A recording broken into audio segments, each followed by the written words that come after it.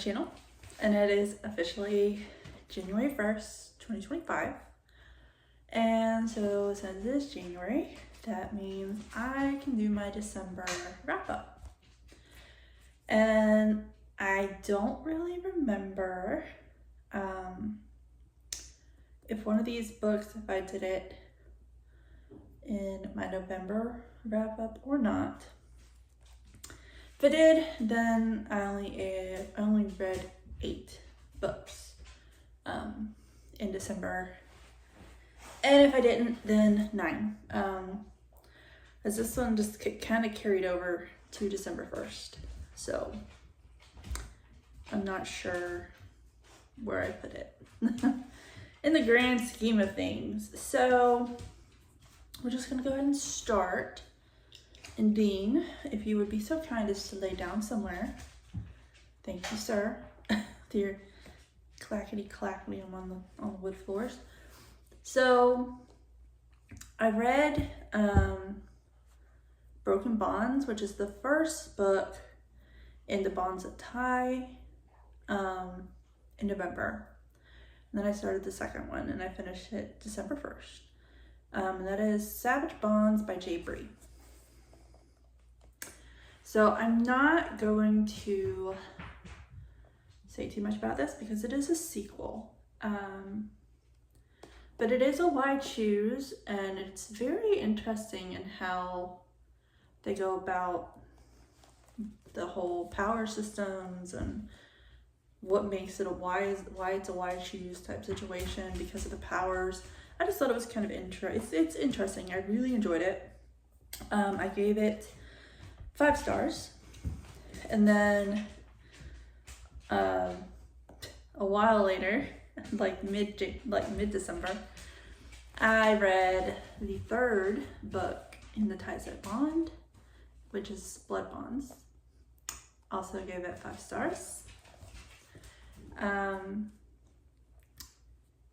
But again, not gonna talk too much about that. Then I actually read a novella, and I was like, my friend Claire on some of the Discords that I'm a part of, and she actually started her own channel about a month or 2 ago. She read this little novella, like 102, it's like 102 pages. She read it twice, like back to back. I was like, okay. And then, the title was kind of interesting. I was like, how is that? How does that work exactly? It's kind of, the title's like, sounds taboo. But it is a Christmas novella, and it's called Gifted to His Dad, and it was by J. Wilder. So this is what it looks like.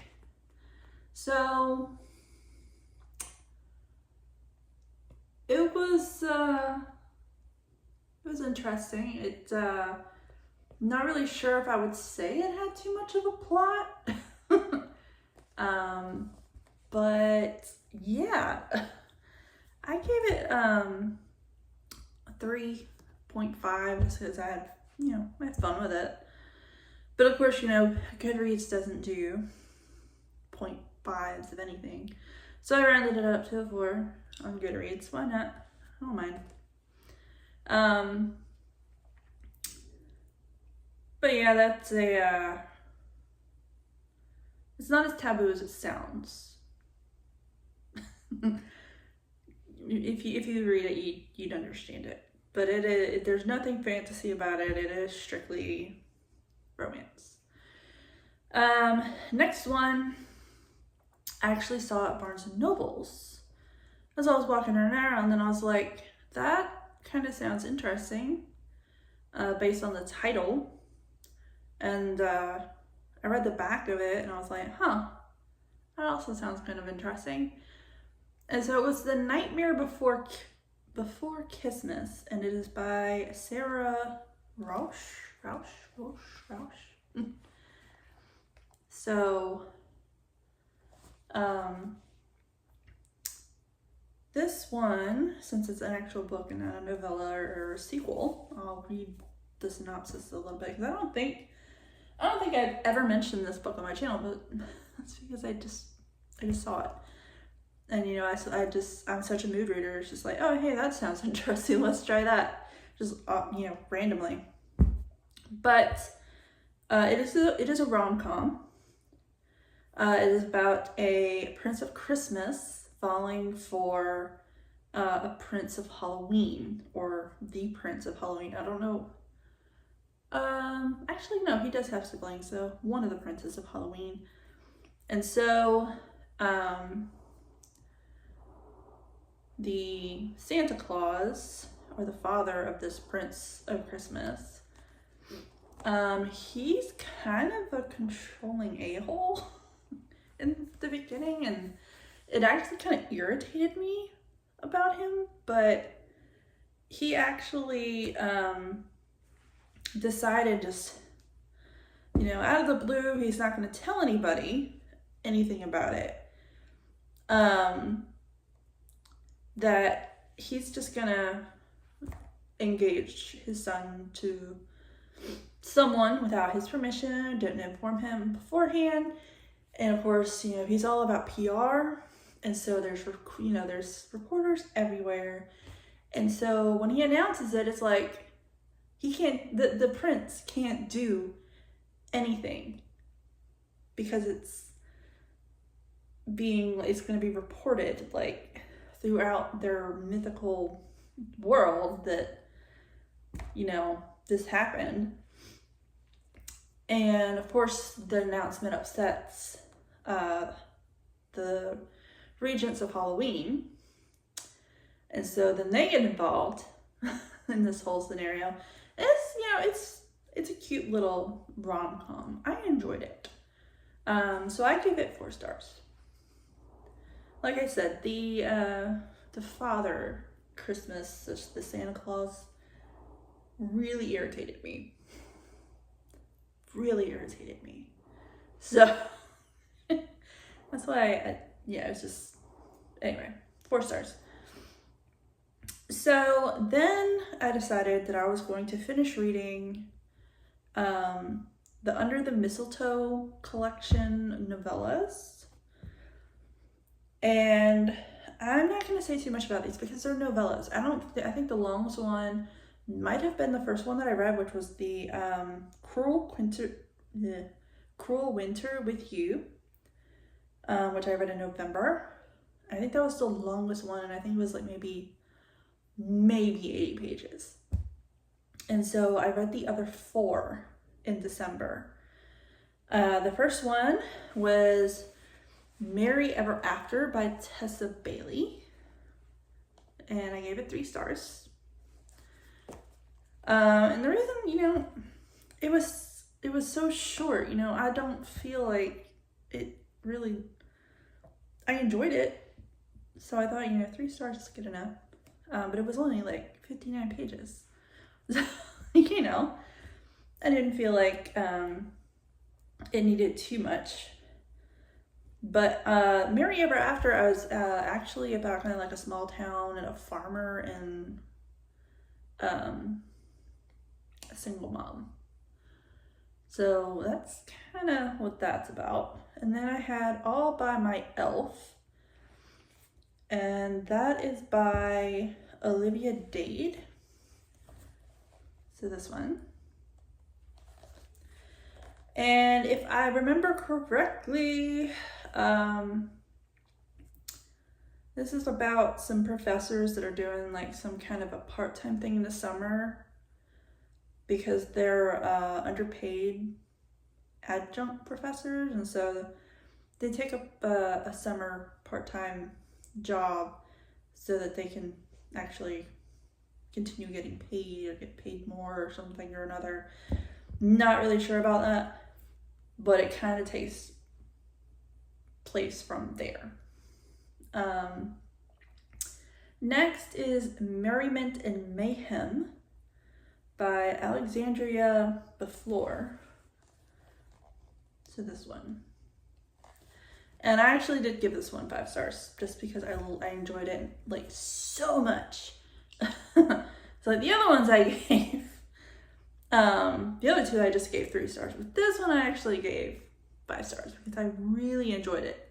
58 pages or not, I really enjoyed it.